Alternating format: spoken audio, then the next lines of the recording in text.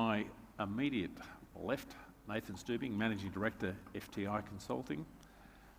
Like me, and apologies, I'll make this disclaimer, he's Australian, but he's Managing Director of FTI Consulting, based in their Dubai office. He's a registered insolvency practitioner within the ADGM, DIFC, and in Australia. Next to Nathan, Nikki Reeder, partner at Clifford Chance here in Abu Dhabi, and a member of the firm's global restructuring group.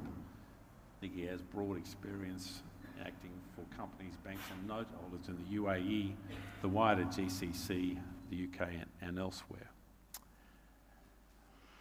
Aran is the head of intellectual property at Fortress Investment Group, and Aran is head of IP there, based in New York. He serves on the leadership committee and is a member of several investment committees. He has substantial experience in implementing licensing programs and has negotiated and settled with hundreds of companies in various industries, including pharmaceuticals, medical devices, food and beverage, and others. And last but certainly but not least is Katrina Buckley, who's a partner at A&O Sherman. Katrina is the global co-head of restructuring and acts for clients across the capital structure, including financial institutions, funds, corporates, and insolvency practitioners. So welcome. Now, I've said to this panel in our preparation that this is not an insult conference, this is a disputes conference, and this audience out here wants to walk away here learning more about how you can help your clients in a general sense with disputes without getting too much into the detail of insolvency. And we've got a diverse panel. There's one particular individual we're going to spend a little bit of time with Iran, because he deals in an area which I must say even I had no real appreciation of until about 10 days ago, and that was he deals with intellectual property in a way which I find fascinating from a commercial perspective. So we're looking forward to hearing about that. So let's kick off. We live in interesting times, as they say, and I used to think that was something I would only say once every so often, but it just seems to be a recurring theme. And in the world of insolvency and reconstruction, what I wanted to talk about is to start with, what's been happening in the last year or two in terms of the restructurings. And I want you then to look into that crystal ball and look ahead and just see what's been happening in the past. Is that going to continue going forward for the next 2 to 3 years? Katrina, let's lead off with you. Okay, so I think the first thing that I would say is about the parties who are driving restructurings, and I'm talking about this mainly from a European perspective. But we've seen a real growth of private capital, a lot of it coming from the US, but also some European private capital firms. And that's having an impact both in terms of on the borrower side with very strong sponsors, but also in terms of the creditor side with credit funds participating in particular in leveraged loans, and also growth in the direct lending market. And to reflect on your comments at the beginning when you were talking about the role of banks, we've really seen a retreat of the banks in Europe. That's probably partly a reflection of the increased regulation following the global financial crisis, the increased constraints on capital.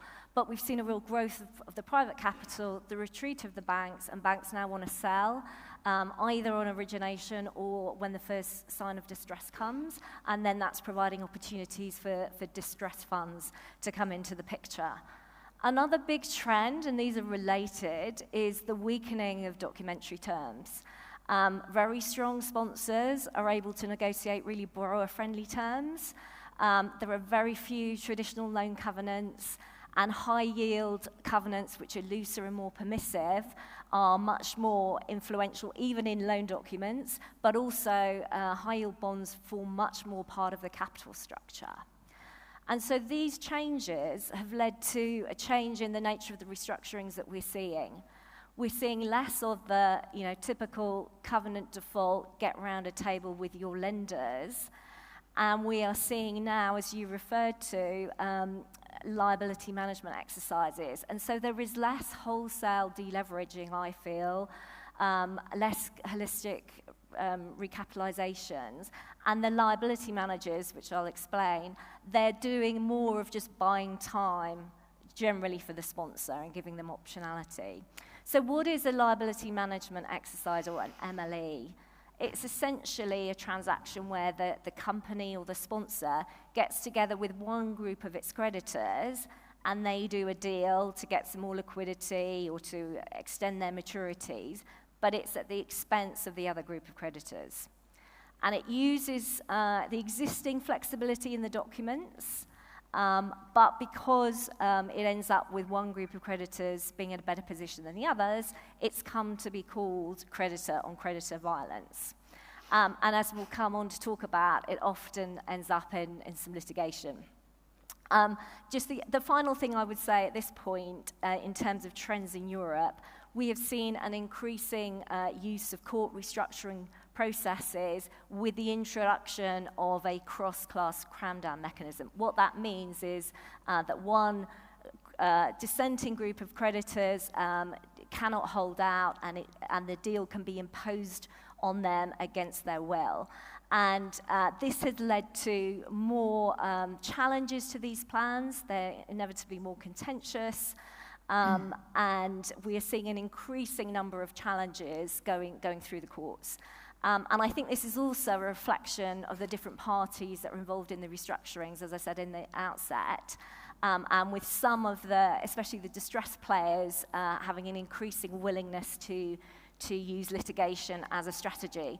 So for all of those disputes lawyers out there, there's definitely much more of a role for litigation in restructurings in Europe at the moment. We'll come back to that, because I want to delve into the nature of the claims, and particularly as people here may be looking for avenues to see whether they've got clients who are going to be exposed to that. But before we get to that, can I just turn to the local commentators, Nikki and Nathan. What are you seeing? I mean, you've heard about what's happening in Europe. I mean, are you seeing that happening here now yet? I'll go first. I think there are some themes that are really similar. So Katrina mentioned a change in the parties who are participating in restructurings, and I think that's a big change that we're seeing. It will look quite different from London. I mean, last time I did a big restructuring in London was some time ago, but I remember a real sea change then. This was around about 2015, going to a meeting one day, and just everyone on the coordinating committee was private credit, and that was a really new development then. I suspect that's very common now. Here, we still have quite a lot of bank participants, primarily regional banks, but also some international banks. But one big development that we've seen recently is international distressed investors coming in and buying into distressed positions. So one of the scenarios that Katrina identified, people overseas seeing a company that is in distress and seeing that as an opportunity to buy into the debt with a look at potentially doing a wholesale restructuring of the business. And we've seen quite a bit of that recently, and I think that trend will only continue. There's a lot of people in Europe who are really looking here as an opportunity, not just in the sort of good space, but also in the distress space. So I think that's certainly a consistent theme. It will look quite different from London, but it's moving in the same direction. I think the other thing is the use of tools in terms of how people are implementing restructurings. Historically, they tend to be done on a sort of amend and restatement basis. Finance documents have everyone's got around the table and agreed to change things. Not so much in the way that Katrina's described it, but more as a sort of wholesale exercise. And recently we've seen people more interested in reaching for statutory tools in order to help implement restructuring. So we obviously had a very big example in the ADGM with the NMC restructuring, where the companies migrated into the ADGM and accessed the ADGM administration regime in order to implement a wholesale restructuring of the business. And we've also seen a number of restructurings under the onshore bankruptcy code. And actually, the cross-class cram-down is an interesting one because there is an element of people trying to implement these things without necessarily having 100% consent. And actually, a number of regional regimes, the onshore regime and the Saudi regime, for example, have brought in cross-class cram-down. So again, I think we will see a transition in that same direction. The slight difference is it's all obviously a bit new, and that can make people reluctant to reach for those types of solutions. I remember an IP saying to me once, I like precedent unless I'm making it. And I think that's a little bit of a challenge that we're dealing with here. And that in itself is resulting in litigation in some situations because people are willing to have a go because there is a bit of, there is a bit of uncertainty about how things are going to play out. So I'd say some similarities and some differences. I don't know how you're finding it. I completely agree with all of that. I guess the tools is a key point. I think the new UAE bankruptcy legislation coming in has been really well received and was needed. We've seen two topical publicised cases go through that, JBF RAC and the Drake and Skull matter. And Emirates Hospital. And Emirates Hospital, and those have gone well. That's now out in the public domain. So that point around, which I completely agree with, that point around seeing some precedent there, knowing that the system works, only bodes well for the future. There'll be more use of those as we get more of those success stories out in the market. But otherwise, I agree with what you're saying there. Now, I wouldn't call Iran our secret weapon, but we've got to understand Iran. I'll tell the audience, is not a reconstruction expert. He's an expert in patents, and what we're going to hear about is, I find fascinating. We're going to see how intellectual property can be used in the context of reconstructions. Over to you. So you were asking about the development in reconstruction. I wasn't really. Let me focus on this. In the last 20 years, can you hear? Can you hear me? I don't think so. Yeah, I think it's coming now. I think you might need to lift up your mic. Yeah. It's your sticky tapes. Can't take me anywhere. Yeah.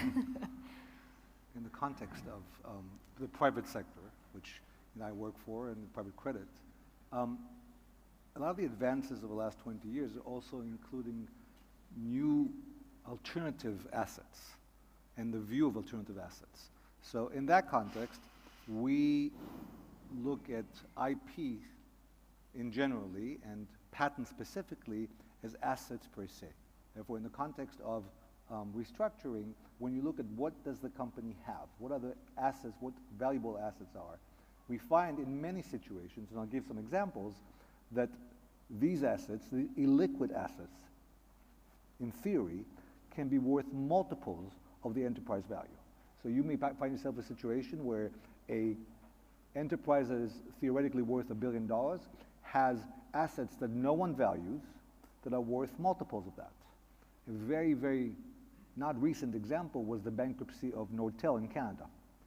When Nortel went belly up, there was a lot of work on that issue, and at some point, Google looked at Nortel's patents and said, we want to buy it. And we offered a few $1 billion for the patents.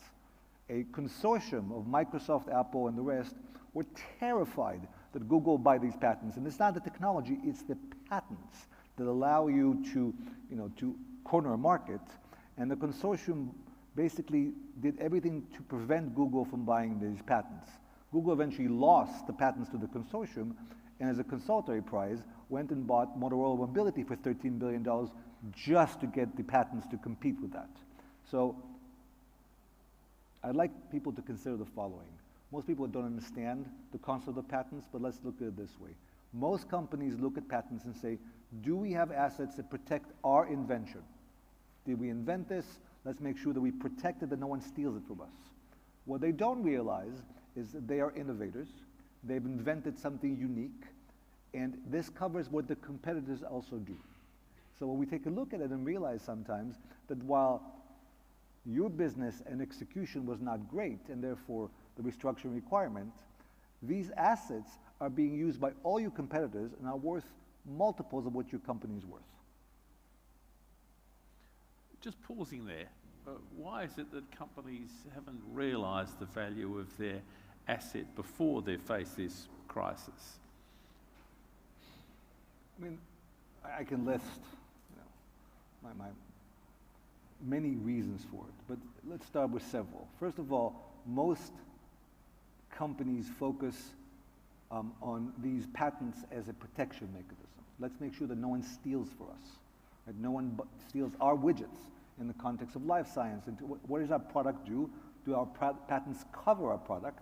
And therefore, let's make sure no one steals it. They don't pay attention to the fact that someone else is using their innovation. So they don't value it. This is not a bear bond. This is an inefficient market. So the creation of value from patents is not a certain thing. So putting a value on these assets requires expertise. We recently bought a patent portfolio in a situation where the debtor could not execute on the patents for $50 million and extracted over $3 billion of the value of the patent portfolio. It requires an expertise, right? And also, many of these assets are not assigned a value, and value has to be extracted. Someone has to tell, the judge has to say, this is valued X or Y. I can see a wonderful investment thesis there for some people in the audience.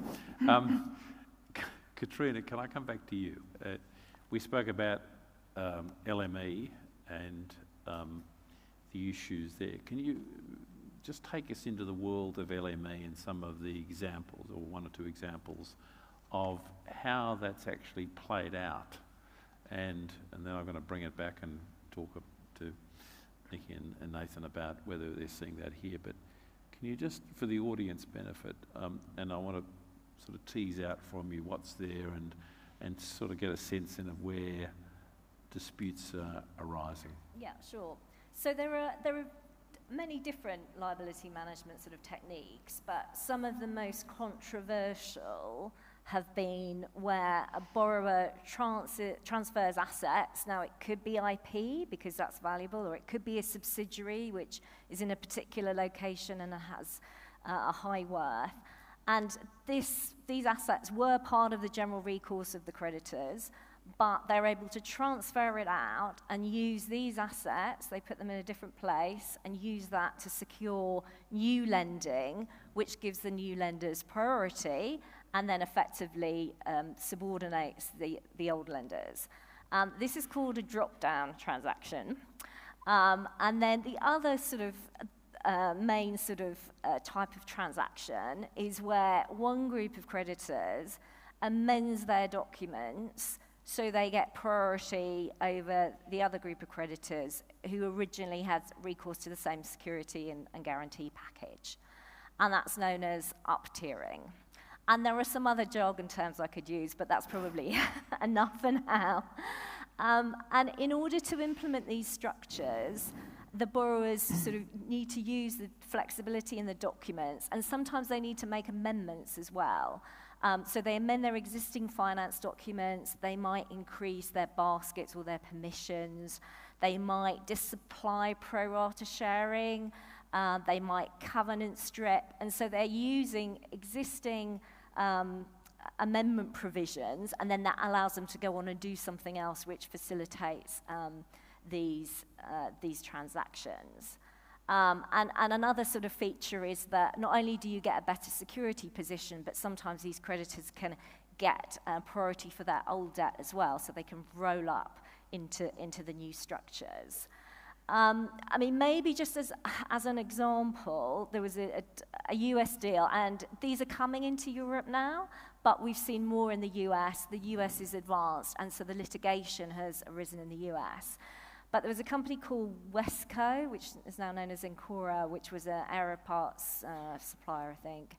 And that is kind of the high watermark, probably, of aggressive up-tiering. And so they made amendments to the documents to allow some new notes to be issued to just a particular group of participating creditors, which diluted the existing note holders who had a blocking position on any amendments. So this allowed the amendments to go through. They covenant stripped the existing notes, and then new priority notes were issued to this new group of creditors, which included the sponsor.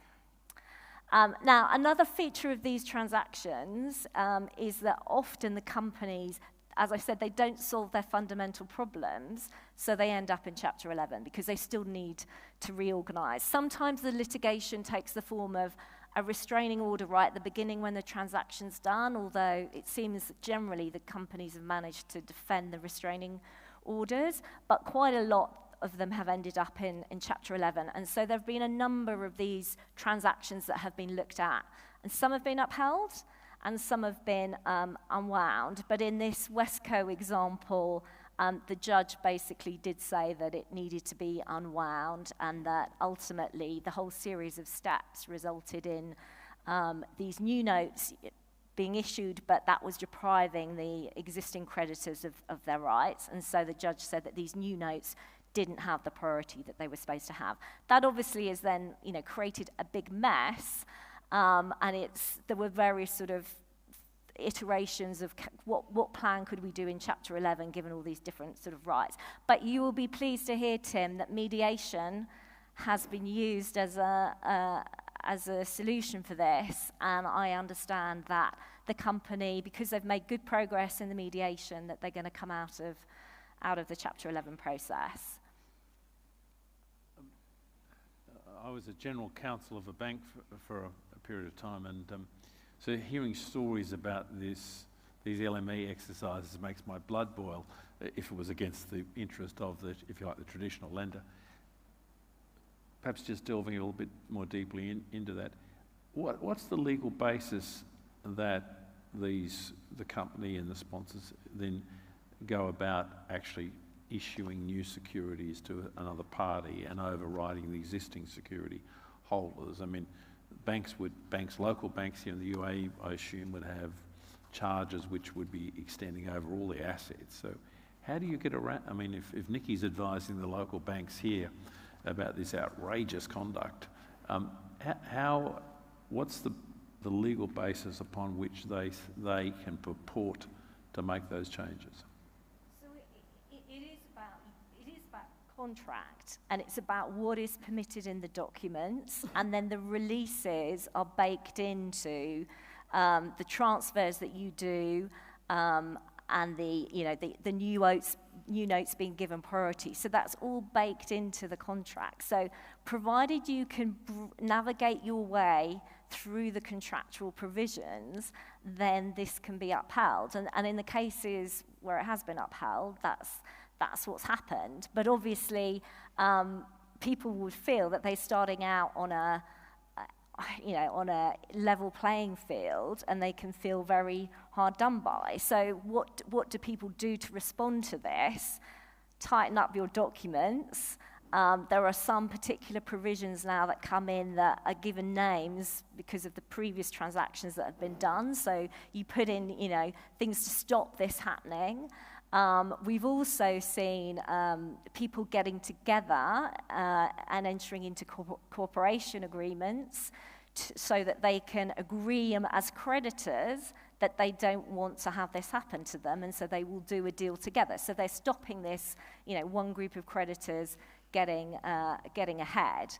Of course, the sponsors don't like that, so now the sponsors are putting into their documents again, you can't enter into a cooperation agreement. So it comes down to, the market, the strength of the sponsors, and what you can get into your documents. But if you don't get it right and you don't navigate your documents properly, then there is the ability to litigate and, in some cases, to win. Nathan, I think you said earlier in private session with us that you're seeing a little bit of this in Dubai or UAE more generally. Yeah, we're probably not seeing and feel free, Nikki, to jump in, but we're probably not seeing the full spectrum creditor-on-creditor violence that Katrina's talking about. Lenders particularly here, but creditors generally, because of the unfamiliarity with the tools and the legislation available, like we were talking about earlier, there's still a strong preference here for creditors to do things informally, and that often includes getting together canvassing ideas and sort of working through a process together, even where they're involved in bilateral lens rather than a syndicated facility type of situation. But what we're certainly starting to see in the formal appointment side, and certainly at this stage at the lower end of the spectrum in terms of deal value, is creditors realising that their interests are not always aligned with those of the other creditors in a matter, and they may need to actually enforce their own rights. So we're seeing that with things like creditors getting judgment debts, and then going and enforcing those through the courts, having liquidators, having receivers put in, really with a view to maximising their interest, obviously in the context of a company and a situation itself, and then if it becomes apparent that they are not aligned with another creditor, then actually going and litigating that. So a quick example that I've got from DIFC was we were put in as a receiver of a trading business, traded that business for 6 months, going concern sale, recovered a pool of funds. There was then a multiple creditors claiming rights to those funds. As the appointee, not our fight, stood back, let them go and litigate to determine who was actually entitled to those funds. So we're seeing that sort of situation play a bit as well. Something similar in the AGM at the moment, and probably to the topic that you raised earlier, Tim, something that mediation could often come in and play, I think, as matters progress and things evolve in the jurisdiction a bit more. Nicola, do you want to add to that? Yeah, I mean, I agree with that. We're not seeing it in the same way that Katrina's described it. I suppose, I think a lot of it is born out of covenant-like deals and having documents which you can manipulate. And if you look at the big sort of multi-creditor restructurings that have happened in the region in the last sort of 5 years, we just don't have documentation like that. And actually, if you know, in many situations, you might have multiple different facilities extended to different parts of the same group with bilateral facilities and all sorts of slightly more sort of haphazard and documentary arrangements, which perhaps mitigate against that type of arrangement. But much of the principles of what Katrina was describing, I think we do see, as in, obviously, one of the first things that you'll be doing when you're advising creditors, and in fact, even when you're advising the company, is taking a look at the documentation and finding out what can and can't be done and trying to work out what's the best solution at the time. And actually, in some ways, some of the description that you've provided, we've often used similar approach to try and deal with holdout creditors in a similar way. So I probably wouldn't have described it in those terms, but actually the fundamentals of what we're doing, we sometimes use them as sort of plan B contingency planning on restructuring situations. So, and I agree that we're seeing, because it's new, I think you get different perspectives. Big part, we've got distressed investors coming in relative to bank lenders you described, who've kind of bought in at 100 cents in the dollar in the origination phase. They just are going to have very different perspectives, and there probably are some cultural aspects about being out here, the way that banks view their balance sheets, that mean that they will take slightly different approaches in transactions. So you do still get these bifurcated groups with potentially some of them taking different action in the way that Nathan described. So yeah, I agree. It's quite different, but there's quite a lot of similarities in terms of how it kind of plays out. Katrina, the cooperation agreements that you spoke of, it sounds for many of us like a little sort of cartel arrangement, just a few people on the side all getting together and ganging up on others. But what sort of litigation is that spawning? I mean, so at the moment, cooperation agreements haven't really been tested from a legal perspective. I mean, it's interesting you make the point about, cartel, because there has been some analysis done as to whether or not they are anti-competitive. And some of the lawyers who act for sponsors are going around the market saying, oh, we think this is anti-competitive, although I think there are different views on that. So in the European market, they've just come in, but they really have just been trying to sort of stop some of these aggressive transactions, some of the getting together of the creditors, but I don't think we've seen, really whether they're enforceable or not, or how. I think jury's out as to how they will develop. But it's just a reaction to this sense that, the sponsors are very dominant, and, opportunistic investors can, make some money out of situations. But, there's not necessarily anything wrong with that. It's business. So, Iran, I was a partner of a US law firm, and litigation's sort of part of the DNA of US law firms. Do you get dragged into court, and very often, and if so, in what context? Well, in the context of restructuring, not that much. This is a cross strategy asset, right? So we are distressed lenders also. Certain levels of distress. In that context, usually and I would ask about your experience in this. As a distressed lender and a specific asset lender, right? Most of the time, we make sure that the assets themselves are already put in a bankruptcy mode vehicle and put a full lien on, so that conversation of violence usually doesn't happen in that context.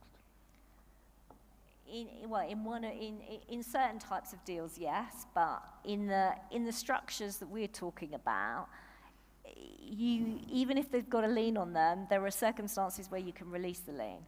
Right. So that's what we get into the arguments about that, because as lenders, we definitely are, again, specialized asset lenders. Want to make sure that if anything happens, that particular asset comes into our hand. So that most of the litigation that happens is based on that. How do we get our hands on specifically that? Other litigation, of course, is the extraction of value from these assets, right? And again, as I evangelize what I do, right? Alternative assets per se, including patents, are going to grow in value, right? Forensic accountants is an example of how one goes into a company, takes a look at what value is there. Clearly, I'm evangelizing one particular asset class, but if you think about what's happening right now with the world and AI, if you want to raise money right now, just say the word AI and then someone will give you money. And it's true. I mean, I've seen a caricature that says, in the caricature is there's people on a boat drinking cocktails, and one asks the other, how did you get accounting to approve this? And he says, look at the name of the boat, and it says the AI, and therefore accounting approved it. Right? But in that context, you see litigations in the United States right now between OpenAI and the New York Times.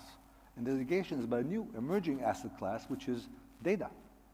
Data is going to be the new emerging asset class. And this is cross-border. So even a UAA company that has gathered data, for example, is going to say this is valuable. And 10 years ago, no one paid attention to this particular alternative asset class. So there's a lesson there, is there, in terms of looking at some of the definitions in some of the lending documents and just sort of going back and having a careful look at that in a proactive way. Yeah, definitely. Checking your documents. And I mean, it's interesting now when these kinds of notes, and it is typically high yield notes, are being looked at by investors and pricing. They're looking at the terms, and they're looking to see what kind of transactions can be done in the future. And that's both origination, because you're looking to see, what could happen to you. Could you be the creditor who loses out? But then from a distress perspective, looking at the opportunity, you're looking at, okay, how can we use the flexibility in the documents to give us some, increased value? So it works both ways, and that's what makes it interesting. It's interesting if I go back to my general counsel days, and I was getting some experts in on IP to talk to the board about this. I think one of the outcomes probably would be the board saying to me as a GC, we need to do an audit of our IP. And I just wonder how many clients actually think like that. But when you talk about, and we had a previous session to this, was about AI, but it does, in my mind, at a boardroom level, make me think that this is, we spend time looking at inventory in warehouses. We spend time looking at, real estate and values and and valuations in current, post-COVID for real estate funds, etc. But the IP side, I suspect, is neglected. Completely. There used to be a concept called Rembrandt's in the attic. Right? Yeah. But All IPs talk about that. Exactly, but they must learn it at accounting school. Well, they do. I know the person who wrote it. But that was an old concept, because today is much more than that. Because you're talking about an isolated item of unique gem that is somehow hidden. But examples are the best way of giving it. So one of my investments is in a medical device company, or actually a pharmaceutical company, that is competing with 10 others for FDA approval. It so happens that the company failed. The clinical trials failed, and therefore the value of this company for investors is zero, because the clinical trial failed. We came in, and we believe that they have the foundational patents. All the competitors are infringing on it, and therefore buying these assets, had the company looked at it, the assets are worth more than the valuation of the company itself. So you're right. The board has to get expertise and make sure they know what the assets are worth, because they could be worth a lot. And that presumably then is a claim against third parties for potentially infringement of their patents. Correct. Which doesn't have to be litigation. No. Right? Can be resolved, and these transactions happen every day. Apple and IBM cross-license. These are exclusionary items. 2023, in December, Apple, largest company in the world, was brought to its knees by patents. They were not allowed to sell their Apple watches in the US because a small company, small, $1 billion, compared to a $3 trillion company, Apple, had patents on pulse oximeters. I'm assuming that one, had looked at the company before and said, oh my God, who would have known? So yes, these assets are super valuable. I'm not the only one doing that, but companies do not pay attention enough to their hidden gems. Can I ask a question? Yeah, absolutely. Is it, how does it vary across jurisdictions? Because I read a book once called Bad Blood about the blood scan, the Theranos. I bought that company. Oh, did you? Yes. Oh, okay. But I think in that, it sort of described the US patent laws as being quite broad, in the sense that you can sort of patent an idea without necessarily having the functional capacity to develop the idea. So is it a US thing, or is it no? Patent is a global thing, right? It is But sorry, in terms of the value of it. The value of not. So these are exclusionary values. So to give an example, we acquired, not in distress, but acquired a company that was failing and had to do with video uploading. We looked at them and we realized that their patents actually read on video streaming, which they weren't aware of.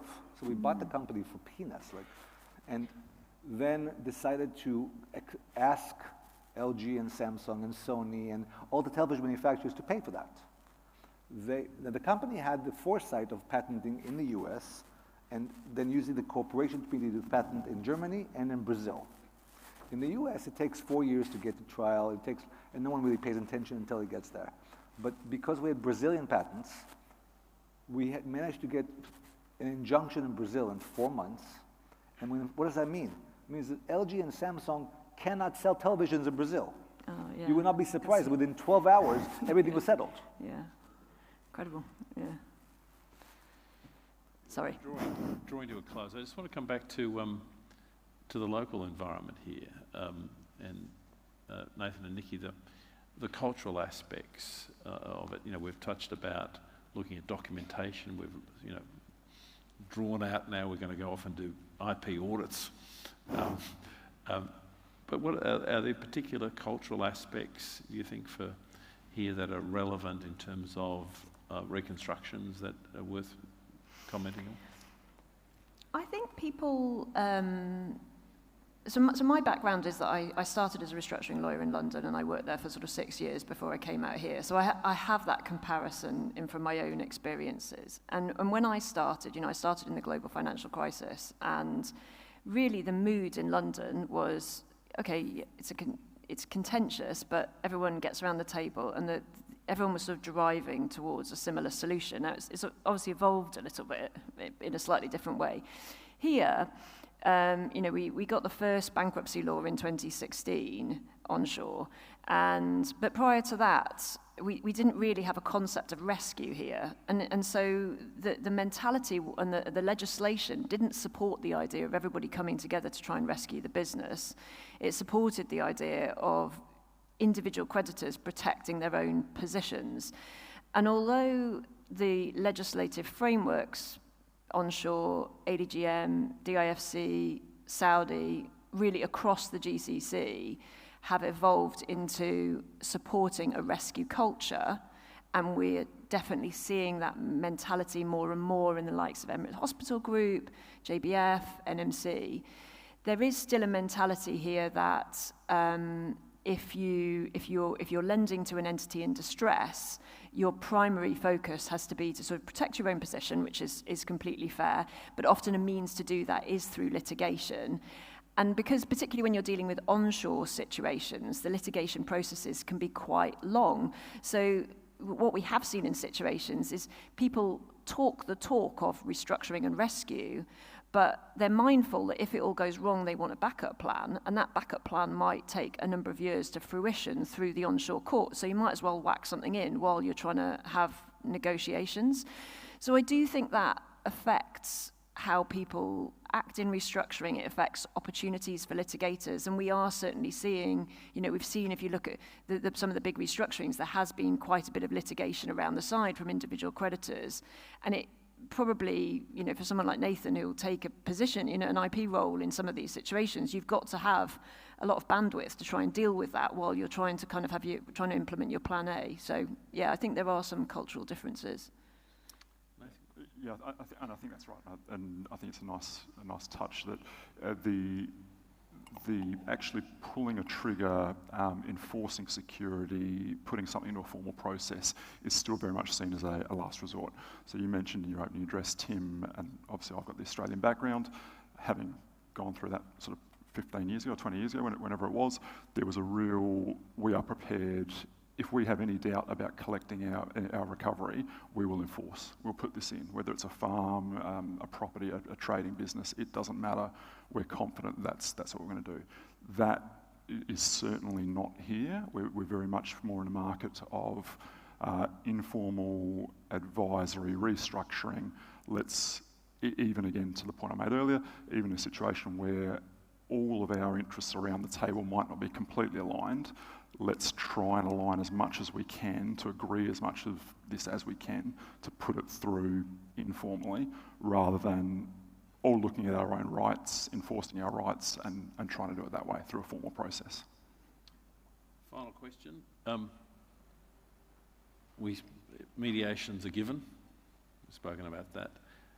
The concept of getting some independent facilitation with the disparate parties and governments and contractors, etc.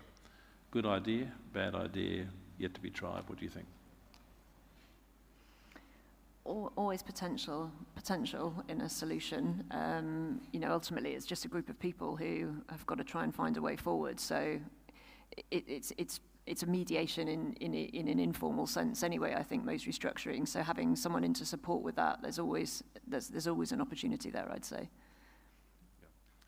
I think anything that can narrow the focus, narrow the issues, saves time, saves cost further in the process. So anything there is positive. Thank you very much. I'm sure you've all learnt something. I've certainly learnt something. Terrific discussion, and can you please express your thanks to the panel in the usual way.